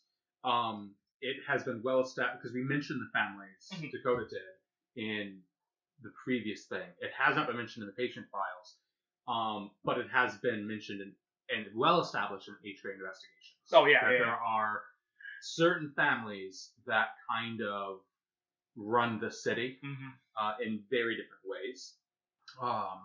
And it's not necessary lore for the patient files. It doesn't play a huge part in the patient files, but if you are interested, you know where to find it. Right. But to some extent, we have a little glimpse at one of their operations in the season finale of the patient files in the form of the post office, the mail carriers, and I like to think that their reach and those that control them and what they control doesn't just stop at the mail, that it stops at incoming and outgoing. It extends to incoming and outgoing information in the city. Like, people in the city know what France is. They get postcards probably, but how much access that they get to, say, the ability to schedule flights to France might be pretty limited. And so it's selective information is what I like to think. Okay. I like to think it's like gossip that people like gossip about and think is natural, but it's not. Did you hear it's about just like mimetic. Do you hear about that mythical place called Michigan? Michigan? Yeah. You hear about like tax exemption, like that's crazy, right? And like that's how like you go to the haircut place and suddenly you have like all your knowledge on the world and you think you just naturally got it, but it's really just from the haircut place. I think it's all from chatty hairdressers. I guess that's what I'm trying to say. Oh my God. And like every time someone gets a haircut, they're like, "Oh yeah," and that's just naturally how the world is. So but they've never left the city. We weren't supposed to give really big spoilers. Oh. But I guess it's out now. Yeah, it's the hairdressers. I'm sorry. I like that. No, that's actually a good answer. Like, just gossip. Like, I like the idea of it being like, that people will just become. Can I change my answer? That's good. It feels natural, and that's why it doesn't tip them off of like, why are we getting like this random like news? Wait a minute, where are we? Yeah. Where are we? I like to think that it is sort of this kind of like Inception almost, where there is this sort of force that is like kind of pulling information from the outside and sort of kind of sprinkling it into just like the underlying subconscious of the population. Okay. So like an actual entity that's taking the information and implanting it in people on the back. That's just chemtrails. Exactly. Well, if nothing else, just to like kind of like keep things light, like because like it's like if there's like nothing that's like if there's no like topics that are there, everyone's gonna just be like sitting there like boring. Yeah. I've just decided it is an esoteric, strange, and eldritch plant called the rumor weed. And that is how it spreads its seeds. It's called the grapevine. Oh, yeah. You know what? I like that one too. All right, grapevine. I've decided it's a guy named Jake. Can you fight your own character? Hell no. Especially if you've like listened to any of H. Gray investigations, some of the shots that H. Gray pulls off are ridiculous. Especially from like a holstered position with his. I'm on an okay shot. I'm not that. Even not even considering H. Gray investigations, the way that he like quickly disarms. Yeah, H. Gray Claire. can fight. He kicked my ass. I can do it. I'm a jelly boy. I think like the only person who could fight their own character is Chris. Because Chris can kick the shit out of Talbot. Talbot's a nerd. He can. I know, until you push Talbot a little too far. Well, I just won't. I told my strategy last time. My strategy, the very first thing I would do is walk up to the stack of papers and throw them into the air. And while he's confused and upset and trying to reorganize the files, I just wail on him. His ability doesn't work on. I don't have. Using the fairy method of like spilling salt or pepper on the ground, and he's got to count every grain. Yeah. Tell me Talbot wouldn't. That's how they fought. That's how they fought him in Leprechaun. Yeah, exactly. See? Kevin, are you going with Toby or Greg? I don't feel like I could beat up either of them. If you're multiple people, are they like fighting at the same time, like tag team style? Or No, Final Fantasy turn-based. Okay. I could take exactly none of the monsters I played. I could definitely not take Greg. I think you would break. I think- enough. I feel like I think it'd be an inconvenience to Greg to be like, oh, no. And just like, right. throw I you don't in. think Greg would notice me fighting him. Like, oh, I made sandwich. You want one too? You know, like. For Toby, I feel like I would go to rush him, but then he would befriend me, and we would have we would go on And a also- lovely lunch together. Also, it's already been proven that he can have his throat slit, survive an entire Right. ritual, and a drive back to the hospital. Yeah. So, like, Is that not? Toby's how do you built win? different. Is that not common skin haver? no, I should have given you Yeah, the of manual. course. Yeah. I knew that. Yeah. I don't. I feel like Toby would be my best bet, but I don't think I could beat him in the long haul. Yeah, like he would get you in endurance. Right. And then also, if I did strike Toby, Grey would ricochet shot me from down the street. I kind of imagine your fight with Toby would be that one episode of SpongeBob where the bass guy I get tired.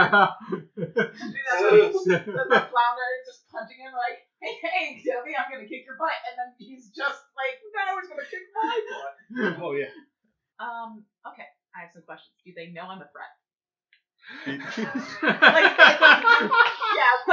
No, you just No? You're Okay. you're put in a boxing ring together, and the bell rings. Okay, so they do know this is a fight. Yes. Okay. Second question: do I get prep time before? No. Okay. As you are in this moment. As I am right now with my feather boa and my giant sunglasses that have only been increasing in size. Yeah. Do you think you can take Juliet? Okay. The girl who keeps coming back from the dead. So, let's say, to give them a fair shot, right? It's like everyone I voiced. So, we have Juliet, waitress, is there. She's, into, a rain girl thing. Roxanne, she's, putting on her face. Literally. That one cult leader, she's fine. That other girl, it's put up there. They're all bad. So, and they're all fighting me at the same time to give them a fair chance. I do feel like I would win. Okay. Sure. I love the confidence. I feel like I would pull I would confuse them, and then I would hit them with a bat. I think they're plenty confused because they're already why are we in a death arena? Oh, if they're all already confused, I'm just gonna here's the You're thing. the only one that's not I'm confused. gonna stand behind them and be in their voice, being like, oh man. Well, how come you sound just like me? I think we have to fight each other. That's a good idea, Juliet. You use your voices to pit them against each other. As I do my impression, so they start fighting against each other, right? I take out the waitress. No one's paying attention to her. No one cares, right? She's still trying to take everyone's orders. So, I pretend she's attacking me, right? I put some of her blood on me. I pretend I'm, dead. Okay? Then, I wait for the one that'll be last left. I think Juliet would be last left standing somehow, right? Somehow she'd do it. Somehow she would find a way. Yeah. You have Roxanne Lawson, someone who can't die, Yeah. and Juliet Sanders, who comes back from the dead. Yeah, cult leader gets hit by lightning, so, she's Yeah. out. That's the self-solving problem. That's Roxanne and Juliet. There would be a fight until Roxanne will kind of have a wardrobe malfunction and then tap out to go take her. Actually what it is since we're all stuck in the arena, she can't run from death. Oh yeah, she can't. Then it's just a waiting game for death. I'm pretending I'm dead. Juliet thinking, oh man, finally the misery that is my life is over. I can finally go back home after being trapped, after all this, and then I come in the back of the bat. And here comes everyone with a steel chair. I mean, it's I'm so pathetic looking, like, at the start, right? Like, and I feel like I can get them fighting that I feel like after I kill Waitress. Okay, at first I was like, this isn't a real answer, but the more and more I hear you talk, the more I'm getting convinced. Yeah, no, I like that this is all a callback to your earlier answer of your favorite movie being Saw 1. Where you're just lying dead in the middle of the arena, and then when everyone's tired, you stand back up, you slam shut the doors, and game over. I don't even fight Juliet. I leave like a flyer for like a getaway vacation at like some mansion, you know, that she'll go to, and then she'll get trapped. I love the kid that you're the reason why she's trapped. Yeah, you know, I'll continue. So it turns out you already did fight her, and okay. Now I win. Now I Do win. you- So much of the backstory of the city. Now I get all the Do you do this full time? No. Be cool too, but no. No. Look, it's safe to assume that no one here does this full time yet. I would That love is to. the goal. Like, being, you know, if this could be my only job, Oh my god, right? it would be. Like, and don't get me wrong, I still put 40, 50 hours a week into this project, but if I also didn't have to put 40 hours into other jobs. Do you have a personal method or ritual to get into character before recording? So we specifically, really quick, I want to check. We went around telling ours, and Peter laughed at this question and goes, I can't wait to hear Mike's. Everyone? So Mike, what, do you have one? Yeah, go ahead. Go ahead, Mike. Tell us. Um. I want to know. Fred Singapore. Can you show me? Okay.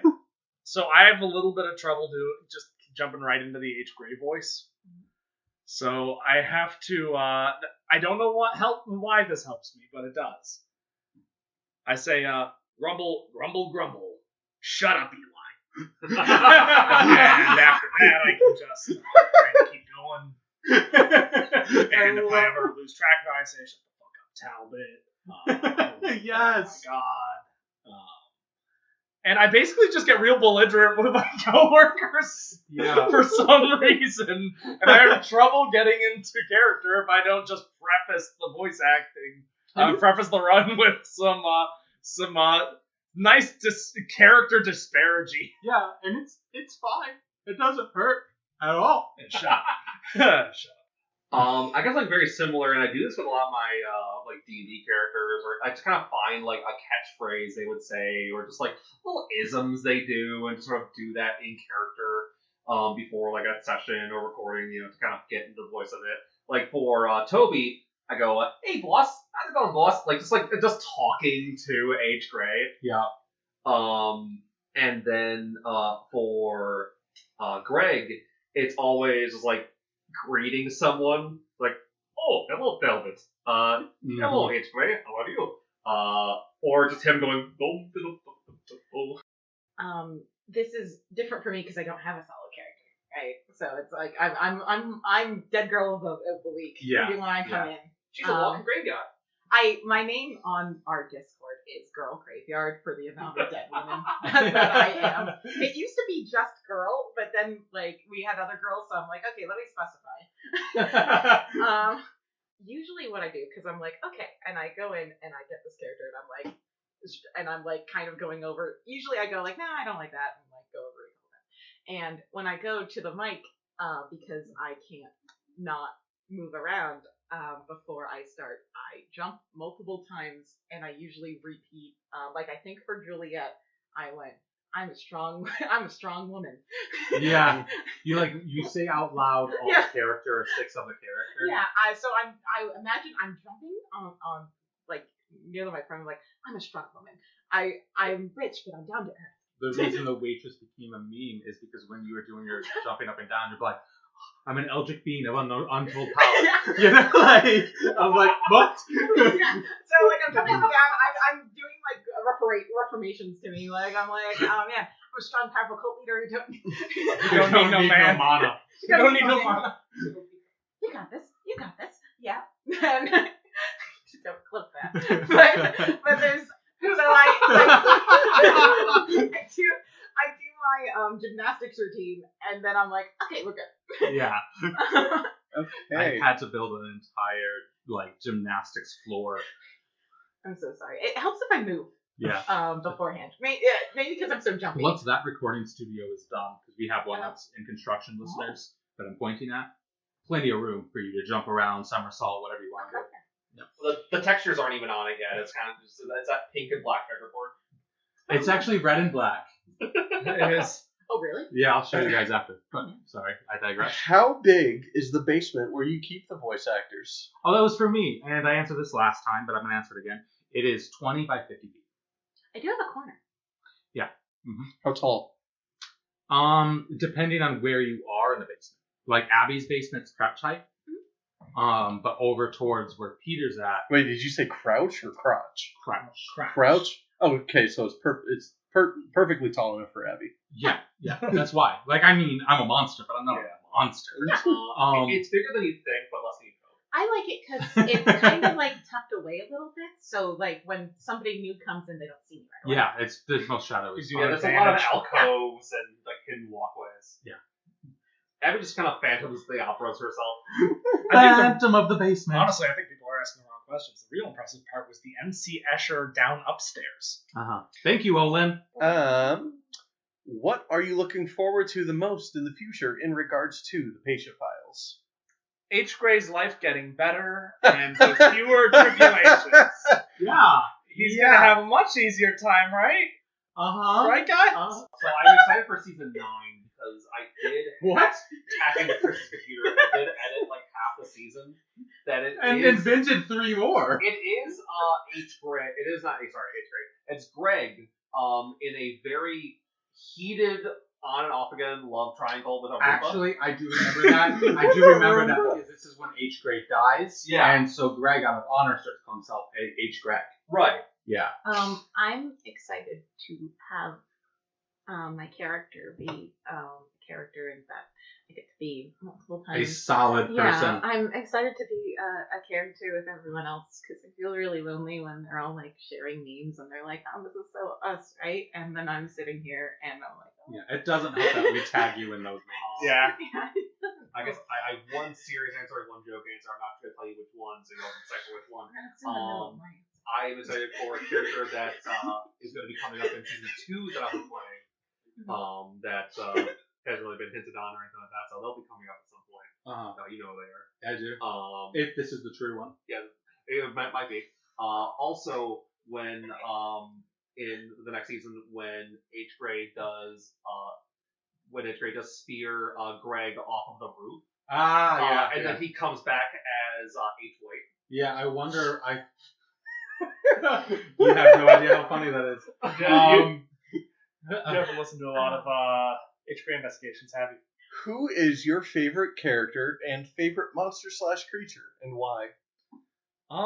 We kind of did.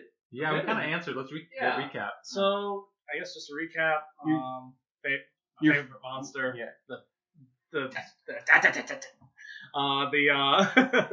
insectoid from episode 1. Just, I don't know. I like it. And who's your favorite character? My favorite character, frickin' Lucian, dude. Yeah.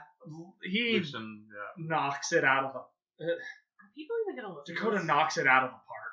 Dakota's He's not just so here. fun. Are people even gonna listen to this? I don't think so. Yeah, I mean Dakota's not here. This one might not get listened to. Yeah, there's no Donahue in this There's no episode. Donahue.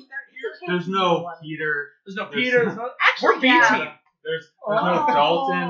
Are we the B team? Oh god. Oh Oh.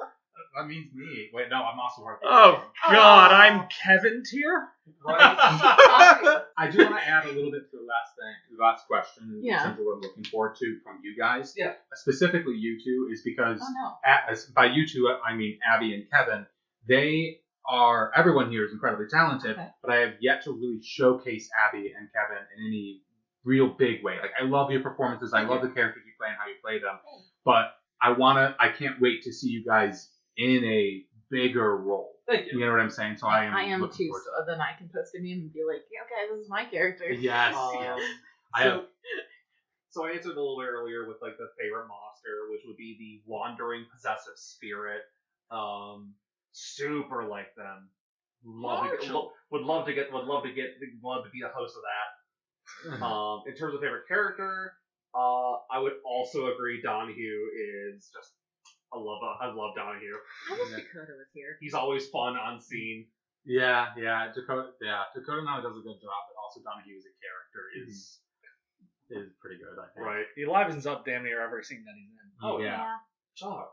It's all he has to say. Charles. Your favorite character in Monster? Can we continue the Donahue circle? Bit? Sure. Yeah. Yeah. Ooh. Yeah, that's true. Yeah. Okay. Calamari. What was his name? Calaban. Calamari. I love Yeah, it. we all love him so much, and everyone's getting his name wrong. I'm bad at names. I did it wrong too. I love you, Calamari. I think he's cool. He is. I just thought it was neat. Yeah, it's a really cool way of being like, here's a very specific type of person you find on the internet, but given actual power. Yeah, I don't know. I think it's just the way it's acted, but I'm like, Yeah. I just really love that a lot. So like that stuck out to me. And Donahue and Waitress, who does have way more going on than people think. Did I ever tell you? We have a list of names that me and Dalton keep for record keeping of all the characters that we have mentioned or that stuff, so we don't reuse names a lot. And we also have a description of the characters so we know where they fit in. And the waitress is just the waitress, and description is Eldrick being an untold power. She is. So it is like the amount of actual lore that is in that character is. Okay, what is the biggest difference between your character and you? And breathing.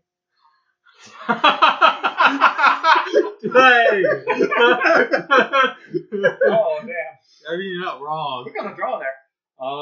Man. There are good things in your life. I have a few things I'm happy with in my life. Wait, That's a big still? difference. I know you're trying hard to offset that, but I'll have to check my notes.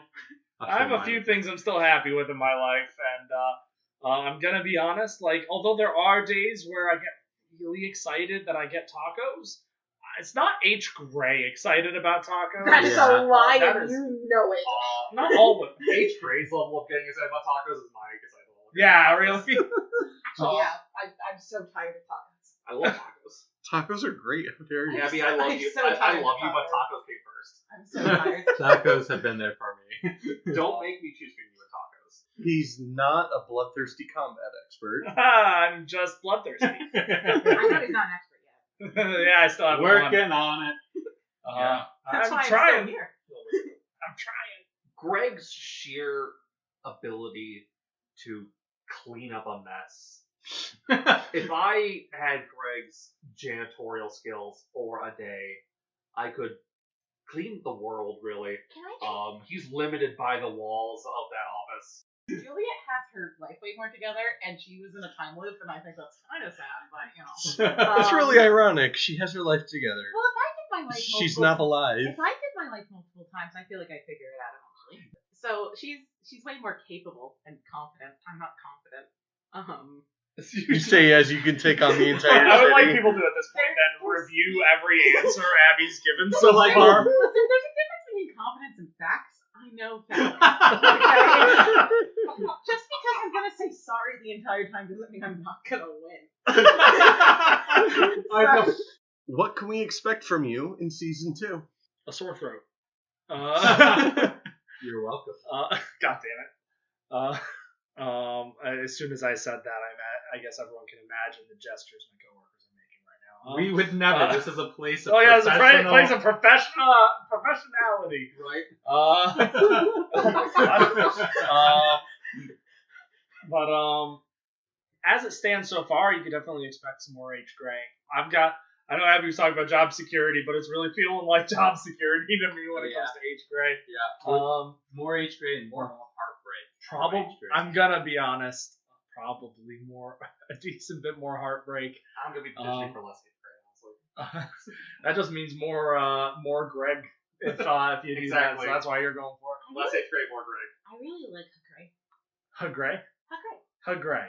It's his first name stands for hugs. That's their ship name, Greg. expect possibly more Greg, more Toby, more unnamed eldritch beings, and maybe a little bit of a named oppositional force. Yeah, but most importantly, as you said, named, you're going to have a solid character. A solid character who... I'm excited to be a character, be hearing a lot more of me, because I'll be actually a character. I can have memes. I'm really excited to make memes. Oh, I bet. Yeah. You'll be seeing that. Yeah, you haven't had a lot of memes. Yeah, I'm excited to be a person. So, in our Discord, we very regularly put up random memes. Be like, oh my god, this is so H. Gray, this is so Eli. Live in the city, be like. And, we haven't referenced Abby's characters once. Which is so true to your characters. Yeah, I mean, it's fair. Like, what the fuck are you gonna, like, you just send me a picture of a grave and be like, hey, Juliet be like, Juliet have a bad time. Die. Juliet be like right now, and I really want to be a part of the club. So I'm excited to be here and do some monologue. I'm really excited to do a monologue. Yeah, no. I hope you guys are excited to have more females. Aside from the patient files, what do you do in your free time? A lot like Chris, I do a lot of artwork. I do drawing. I draw. I have drawn so many things for you guys. I think few of us at this point mentioned D&D. Mike is an incredible artist, and he won't believe it. If you want an example of his art, look at the Christmas special icon. He drew that, as well as... I mean, you did the coloring. I did do the coloring, but you did the drawing. Also, the H. Gray Investigations icon. Yep. But, by the way, did the H. Gray Investment icon in like 5 minutes. We're sitting at a table just talking about the patient files. I don't remember doing it. Yeah, you also did the Scarecrow, and you drew a Juliet Sanders ghost. Oh yeah, I did that. Oh yeah. I did all that on like one big old sheet, didn't I? I just kind of got hazy. Yeah, that one's very accurate. I do some gaming here now and then. I think I do Pathfinder, a couple other RPGs.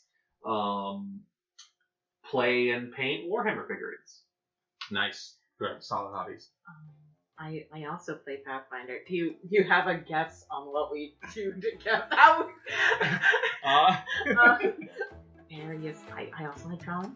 We're all very artsy. Yeah. All right. And that was the final question. Everyone, thank you so much for tuning in to listen.